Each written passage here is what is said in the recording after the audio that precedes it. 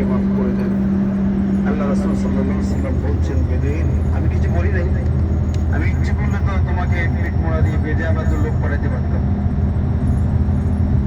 সচরাচর কোনো নেতা, এত বড় নেতা, এত বড় রাসূল, মদিনার প্রেসিডেন্ট, তারা মারছে, আর সাহাবীরা শুনলে কেউ রাস্তা রাখতো না, টুকরা টুকরা করতো।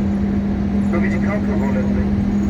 তো বেদুইনকে বলে, বেদুইন তুমি যখন আসছো বুঝি অনুতপ্ত হয়ে মাপ চাচ্ছ, শোনো মাপ আমি বললে তো হবে না, কিন্তু নবীকে মেরেছ, আল্লাহ আরশকে মেরেছ। তবে তুমি যদি এখন যদি তুমি ইসলাম কবুল করতে পারো, ঈমান আনতে পারো, তাহলে তোমার এটা মাফ হতে পারে, তাছাড়া মাফ হওয়ার লাইন নেই। বেদুইনটা চিন্তায় পড়লেন, তুই কারিমা বড় মুসলমান হয়ে যাবে, আল্লাহর কাছে মাফ কথা বলে। নবী যখন চিনতে পারছো নবীর উপর ঈমান আনা তোমার তো ফরজ, যেমন বলছো নবী পরিমাণ আনো।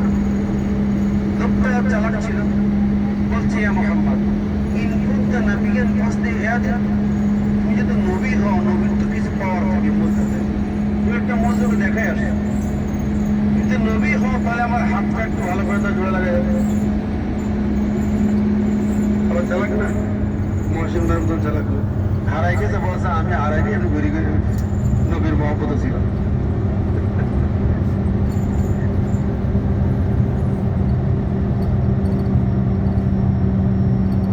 দেখেন লোকটা ইহুদি চালাক লোক, তাড়াতাড়ি এটা বললো, বলা ভাই আল্লাহ নবী হাতটা ধরলেন, আসো।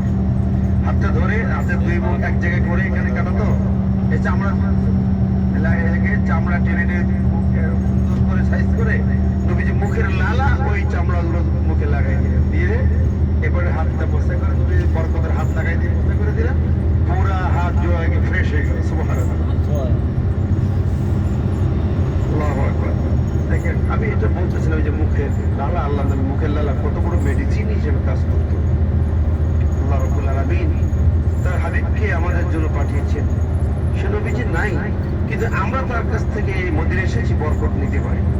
আমরা যদি তাকে হৃদয় দিয়ে অনুভব করতে পারি, মনের গভীরে তার মহব্বত সর্বোচ্চ করতে পারি।